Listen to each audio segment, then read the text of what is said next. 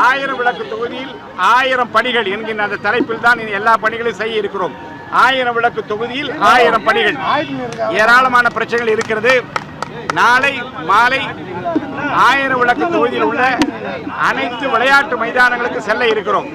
அங்கே விளையாடி கொண்டிருக்கிற கிரிக்கெட்டாக இருந்தாலும் சரி, ஷட்டில் பேட்மிண்டனாக இருந்தாலும் சரி, எந்த விளையாட்டாக இருந்தாலும் அந்த விளையாட்டு வீரர்களுக்கு என்னென்ன தேவை என்பதை அறிந்து அதற்குரிய அந்த பணிகளை மேற்கொள்ள இருக்கிறோம். உள் விளையாட்டு அரங்குகள் எங்கே அமைக்க முடியுமோ அங்கெல்லாம் உள் விளையாட்டு அரங்குகள் அமைப்பதற்குரிய ஏற்பாடுகள் நிச்சயமாக நாங்கள் செய்ய இருக்கிறோம். அடுத்து 1000 விளக்கு தொகுதியில் உள்ள அனைத்து பொதுநல சங்கங்களை வட்டவாரியாக 7 மாநகராட்சி வட்டங்கள் இருக்கிறது. வட்டவாரியாக பொதுநல அமைப்புகளை வைத்துக் கொண்டு மக்கள் பணியாற்றுகிற மக்களோடு மக்களாக நின்று அவர்கள் பிரச்சனைகளை கேட்டு அதை தீர்த்து வைக்கிற பணிகளை முடுக்கிவிட இருக்கிறோம்.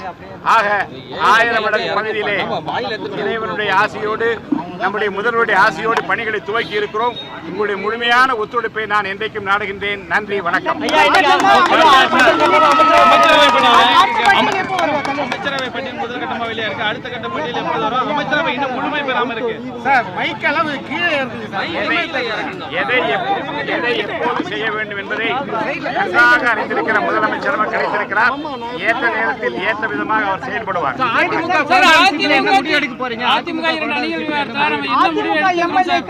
கட்சி மாறி வாக்களித்ததுக்கு அவங்க கொரோனா விஷயத்துல என்ன முடிவு எடுக்க போறீங்க? அதை பத்தி உங்களுடைய நிறைய 2 தரப்பினரும் மனுக்களை கொடுத்திருக்கிறார்கள். அத்தனை மனுக்களும் ஆய்வில் இருக்கிறது. உரிய நேரத்தில் உரிய முடிவு எடுக்கப்படும். Okay sir.